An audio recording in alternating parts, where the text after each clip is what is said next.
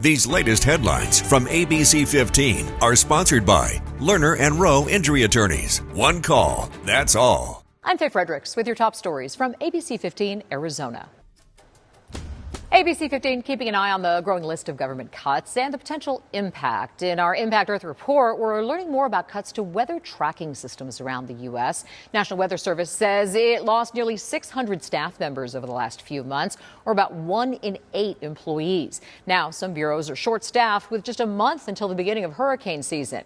Some meteorologists are concerned the cuts could end up delaying life-saving warnings and data collection, with extreme weather events getting more common and more severe. Now, there are the markets, and then there's the economy, and not all good news for the economy. Latest government figures show manufacturing in the U.S. has slowed down for the second month in a row. American production dropped last month to levels not seen since 2020 when the COVID pandemic struck. The manufacturing sector is heavily based on raw materials imported from other nations. Survey tracked industries including gas and coal, plastics, electrical equipment, clothing, and more. Several companies surveyed blamed the Trump administration's tariffs and ongoing economic uncertainty as key drivers for the slowdown. On Border Watch now, a massive immigration sweep in Florida, some 1,100 arrests in what ICE is calling Operation Tidal Wave. The week-long effort involving federal agents, state law enforcement, and the National Guard operating under ICE's 287G authority. It allows immigration agents to deputize other law enforcement officers to arrest those suspected of being in the country illegally. White House touting the historic partnership and promising there will be more operations like this in the future. Operation Tidal Wave is a preview of what is to come around this country.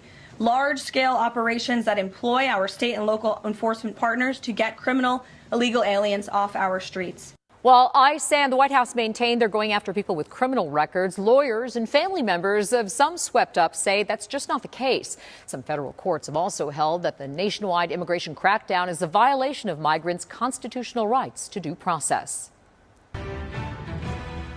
New video from Rome now. The process of choosing the next pope begins next week. Crews have now installed the historic chimney atop the Sistine Chapel. Conclave will begin Wednesday with dozens of cardinals choosing the next leader of the world's 1.4 billion Catholics.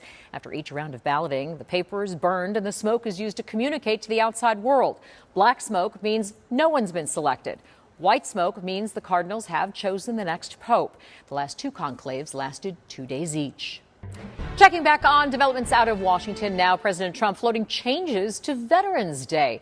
In a late-night social media post, President Trump says he wants to rename Veterans Day Victory Day for World War I. The holiday did begin as a celebration of the end of World War I, but it's since grown into a celebration of everyone who's served. If the change is made, May 8th would become Victory Day for World War II. No word yet from the president if any new holidays would be established in honor of veterans from other wars or for those who served during peacetime. I did some checking and found Congress is usually responsible for establishing a national holiday, much like they would any other law.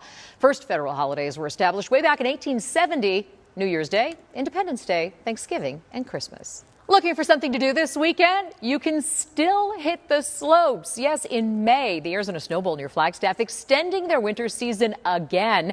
Ski resort will be open for the next 3 weekends with their final day of the season coming up on May 18th.